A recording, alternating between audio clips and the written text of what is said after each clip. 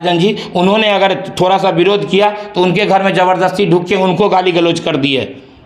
मेरा मोबाइल ज़बरदस्ती छीन के मुझे मारा थाना पे और जबरन मुझे बोला तुम्हारा मोबाइल। मैंने उनका विरोध किया तो मुझे बोला कि तुम्हें आर्म्स एक्ट में फंसा देंगे। फिर और उन्होंने अगर थोड़ा सा विरोध किया तो उनके घर में ज़बरदस्ती ढुक के उनको गाली गलौज कर दिए। नमस्कार, इस वक्त हम मौजूद हैं सुपौल जिला के सिमराही वार्ड नंबर 8 में। यहाँ एक ज़मीनी विवाद को लेकर मामला है कि एक माँ है मेरी बगल में, उनके 2 बेटे हैं। बड़ा वाला बेटा क्या किया है तो अपना मतलब इनके ऊपर पूरा ज़मीन को कब्जा कर लिया है और इनसे ही जानना का प्रयास करते हैं कि आखिर ये क्या मामला है।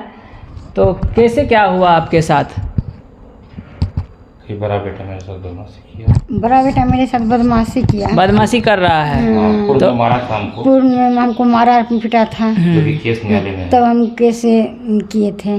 केस आप किए थे बड़ा बेटा पे? हाँ, बड़ा बेटा पे केस। तो क्यों किए थे बड़ा बेटा पुतों पे केस? वो आपको खिलाता पिलाता नहीं है, रखता नहीं है? नहीं, कभी नहीं खिलाता पिलाता था, कभी नहीं रखा है। कभी नहीं रखा है। तो आप गुजर बसर कैसे कर रहे हैं? छोटा बेटा किया था, मेरा बेटी छोटी अति बड़ी वाली बेटी है, वो खर्चा। अच्छा, बेटी खर्चा चलाती है लेकिन बेटा नहीं देता है, छोटा वाला दे रहा है। छोटा वाला दे रहा है, बड़ा तो वाला नहीं। अभी क्या दिक्कत है आपके साथ, समस्या है?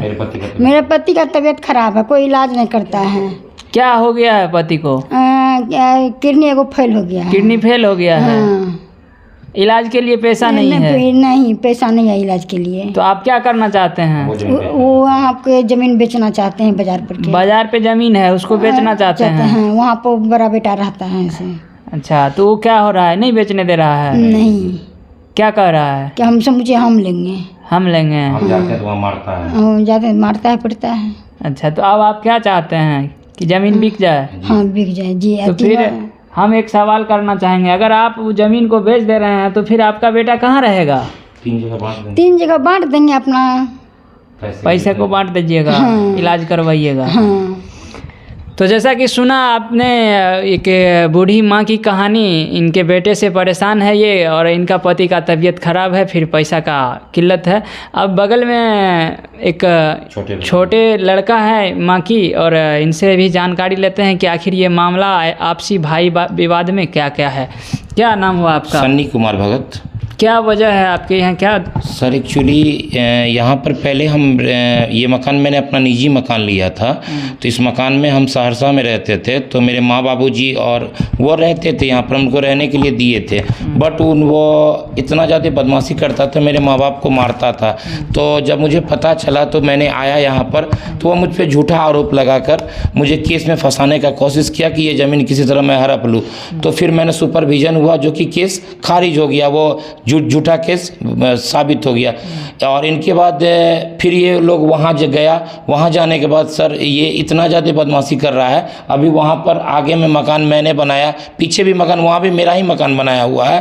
तो मेरे पिताजी की बहुत क्रिटिकल दौर से गुजर रहे हैं अभी, और काफ़ी रुपया खर्च होगा उसमें, वो पैसे का इंतजाम नहीं हो पा रहा है, जिस कारण से पिताजी वो संपत्ति निजी पिताजी का संपत्ति है। और जब मैं प्रशासन से गुहार लगाता हूँ तो प्रशासन हमको कहता है तुम दारू बेचता है। पूर्व में मेरा भाई कुछ पैसा देकर, झूठ मूठ का प्रशासन को पैसा देकर 2 बजे रात में मेरे घर पे प्रशासन को बेच के, जो कि रजनीश कुमार केसरी आए थे, बालेसर जी थे उसमें, और 2-3 पदाधिकारी थे, जो कि मुझे मारा भी, मेरी माँ को भी मारा रात में 2 बजे, और मुझे जबरन उठा कर लेकर चले गए। जब इस पर मैंने उनका विरोध किया तो मुझे बोला कि तुम्हें आर्म्स एक्ट में फंसा देंगे, फिर और मुझे जेल में भेज दिया। फिर मैं जब पुनः जेल से छूट के आया तो सवेरे होकर फिर मेरा भाई प्रशासन को भेज दिया मेरे दरवाजे पर, और फिर मेरी माँ को गाली गलौज उल्टा पुल्टा। मेरी माँ की एज 70 वर्ष है, और फिर मैंने CCTV कैमरा लगाया इसके बाद मुझे डर था इस बात का कि मेरे साथ अगर मैं थाना पर जाऊंगा तो मेरे साथ कुछ अभद्रता करेगा, जिस कारण से मैंने अपना मोबाइल को ऑन करके बोलने के लिए गए थे कि सर मेरे साथ ऐसा क्यों हो रहा है, मैं कुछ नहीं कर रहा हूँ सर, आप क्यों फंसा रहे हैं। मैं उस मोबाइल में सारा रिकॉर्डिंग है, मेरा मोबाइल ज़बरदस्ती छीन के मुझे मारा थाना पे और जबरन मुझे बोला तुम्हारा मोबाइल नहीं देंगे।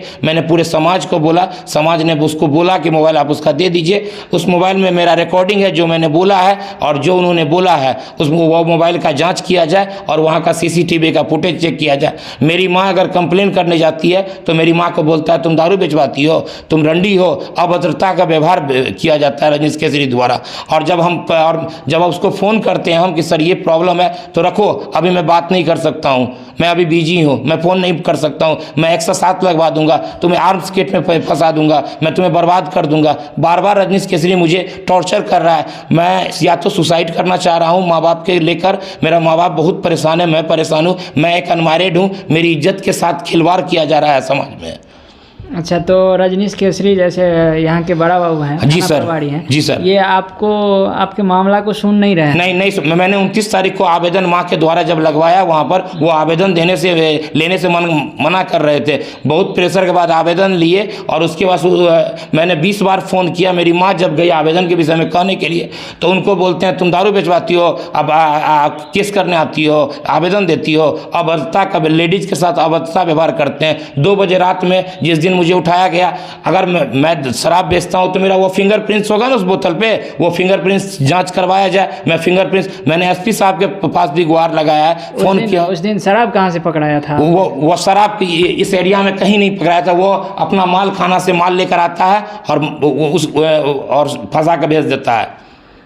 अच्छा, वही लेके आया? हाँ, वो अपने गाड़ी में लेकर आता है और फंसा कर भेज देता है ज़बरदस्ती।